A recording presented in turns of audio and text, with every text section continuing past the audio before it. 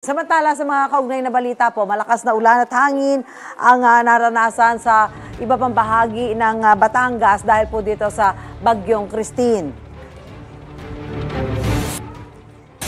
Sus ko po! Tulong po! Tulong!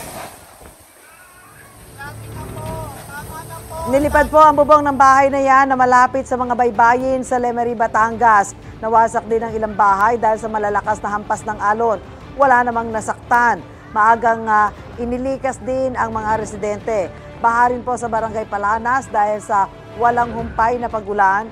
Isang barko naman ang sumadsad sa Batangas Port dahil sa malakas na hangin at alon.